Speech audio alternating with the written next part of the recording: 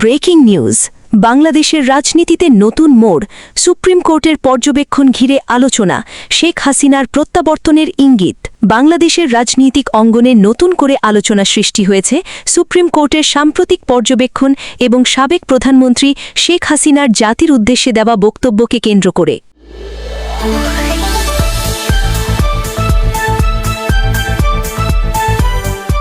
Breaking news.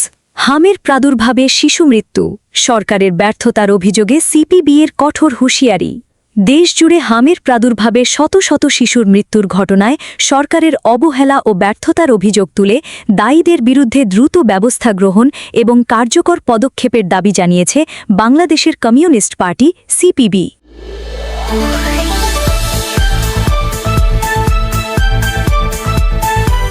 বাংলাদেশের রাজনৈতিক অঙ্গনে নতুন করে আলোচনা সৃষ্টি হয়েছে সুপ্রিম কোর্টের সাম্প্রতিক পর্যবেক্ষণ এবং সাবেক প্রধানমন্ত্রী শেখ হাসিনার জাতির উদ্দেশ্যে দেওয়া বক্তব্যকে কেন্দ্র করে। দীর্ঘ প্রায় ২৩ মাস পর জাতির উদ্দেশ্যে ভাষণ দিয়ে শেখ হাসিনা দেশের বর্তমান পরিস্থিতি, রাজনৈতিক বাস্তবতা এবং নিজের ভবিষ্যৎ পরিকল্পনা নিয়ে গুরুত্বপূর্ণ বক্তব্য দিয়েছেন। সাম্প্রতিক সময়ে সুপ্রিম কোর্টের একটি পূর্ণাঙ্গ রায় প্রকাশিত হয়েছে, যেখানে বলা হয়েছে যে বাংলাদেশের সংবিধান এবং গণপ্রতিনিধিত্ব আদেশ অনুযায়ী নির্বাচন কমিশনের কোনো রাজনৈতিক দলের নিবন্ধন বাতিল করার সরাসরি ক্ষমতা নেই, বিশেষ করে কোনো দলের অতীত রাজনৈতিক ভূমিকার ভিত্তিতে।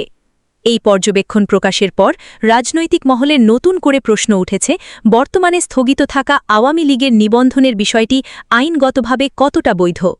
আইন বিশেষজ্ঞদের মতে সুপ্রিম কোর্টের এই পর্যবেক্ষণ ভবিষ্যতে রাজনৈতিক দলগুলির নিবন্ধন সংক্রান্ত সিদ্ধান্তে বড় ধরনের প্রভাব ফেলতে পারে। নির্বাচন কমিশনের এখতিয়ার এবং রাজনৈতিক দলগুলির সাংবিধানিক অধিকার নিয়ে নতুন করে আলোচনা শুরু হয়েছে।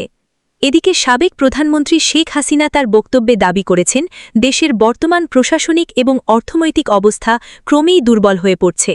তিনি বলেন, জনগণের জীবনযাত্রা কঠিন হয়ে উঠছে, শিল্প কারখানা বন্ধ হচ্ছে, কর্মসংস্থান কমছে এবং সাধারণ মানুষ চরম অনিশ্চয়তার মধ্যে দিন কাটাচ্ছে। শেখ হাসিনা স্বাস্থ্য খাতের বিষয়েও উদ্বেগ প্রকাশ করেন। তিনি জানান, তার সরকার স্বাস্থ্য ও টিকাদান কর্মসূচির জন্য বড় অঙ্কের বাজেট বরাদ্দ রেখে গিয়েছিল।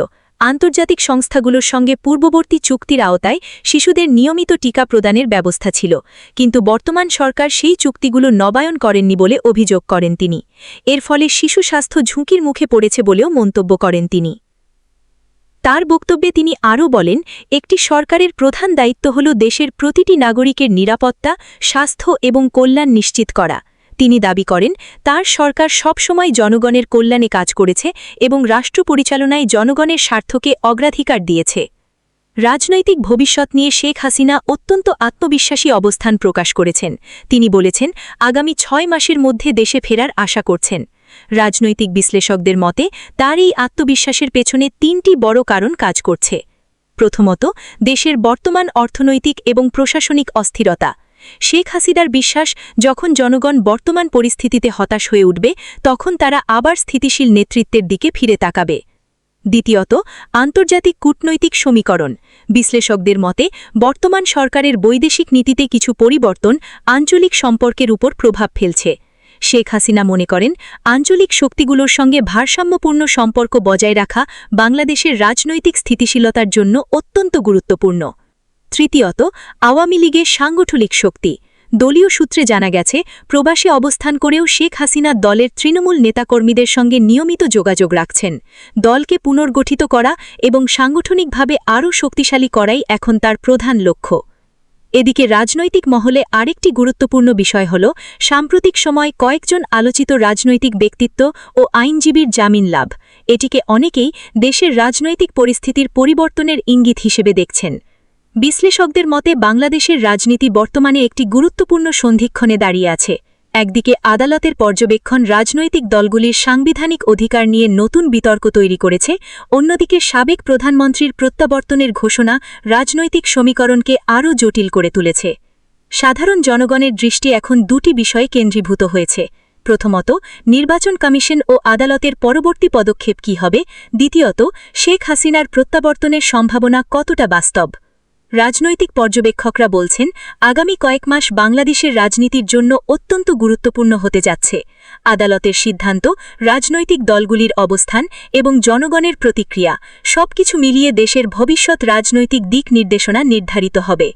বাংলাদেশের রাজনৈতিক অঙ্গনে এখন সবচেয়ে বড় প্রশ্ন, শেখ হাসিনা কি সত্যিই আগামী 6 মাসের মধ্যে দেশে ফিরবেন এবং সুপ্রিম কোর্টের পর্যবেক্ষণ কি রাজনৈতিক দলগুলির ভবিষ্যৎ অবস্থান বদলে দেবে? এই প্রশ্নগুলোর উত্তরই এখন দেশের রাজনীতির সবচেয়ে আলোচিত বিষয়। ব্রেকিং নিউজ, হামের প্রাদুর্ভাবে শিশু মৃত্যু, সরকারের ব্যর্থতার অভিযোগে সিপিবি-এর কঠোর হুঁশিয়ারি। দেশজুড়ে হামের প্রাদুর্ভাবে শত শত শিশুর মৃত্যুর ঘটনায় সরকারের অবহেলা ও ব্যর্থতার অভিযোগ তুলে দায়ীদের বিরুদ্ধে দ্রুত ব্যবস্থা গ্রহণ এবং কার্যকর পদক্ষেপের দাবি জানিয়েছে বাংলাদেশের কমিউনিস্ট পার্টি সিপিবি। আজ মঙ্গলবার সকালে রাজধানীর মহাখালীতে স্বাস্থ্য অধিদপ্তরের সামনে সিপিবি ঢাকা মহানগর উত্তর কমিটির উদ্যোগে অনুষ্ঠিত এক বিক্ষোভ সমাবেশ থেকে এ দাবি জানানো হয়।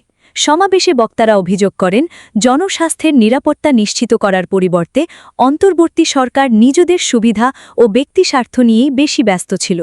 তাদের দাবি, সরকারের উদাসীনতা ও সমন্বয়হীনতার কারণেই দেশের বিভিন্ন অঞ্চলে হামের প্রকোপ ভয়াবহ আকার ধারণ করেছে এবং এর ফলে ইতিমধ্যে বহু শিশুর মৃত্যু ঘটেছে।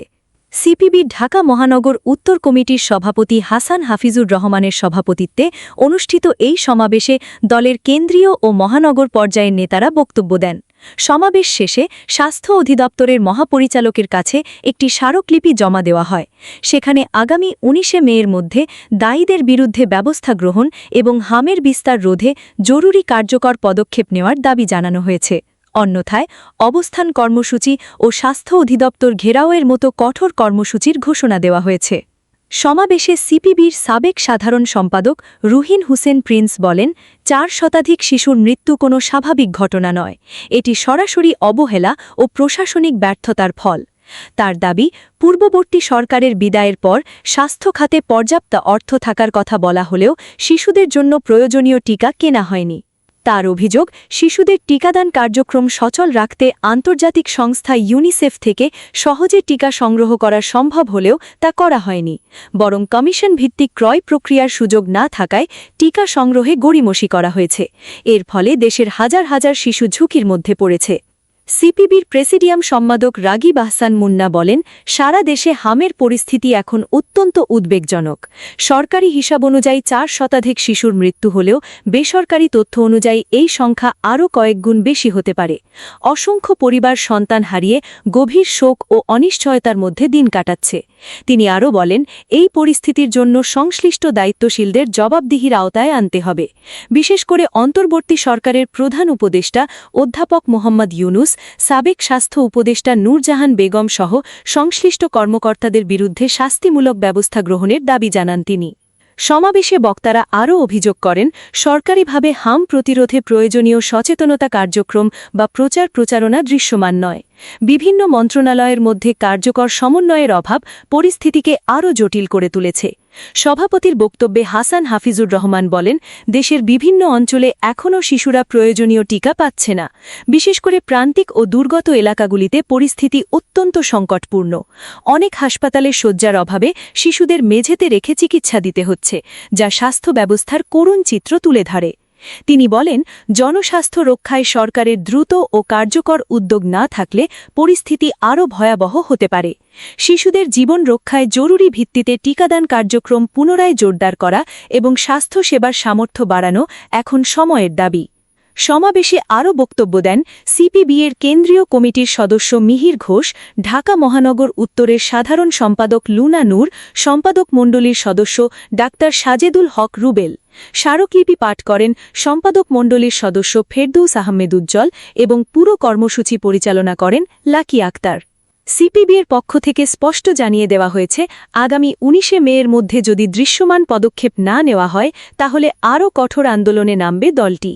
দেশের জনস্বাস্থ্য নিরাপত্তা, বিশেষ করে শিশুদের জীবন রক্ষায় সরকারের দ্রুত জবাবদিহিমূলক পদক্ষেপ এখন সবচেয়ে বড় প্রত্যাশা। হামের এই প্রাদুর্ভাব শুধু একটি স্বাস্থ্য সংকট নয়, এটি প্রশাসনিক দায়িত্ববোধ ও জনস্বার্থ রক্ষার সামর্থ্যেরও বড় পরীক্ষা হয়ে দাঁড়িয়েছে।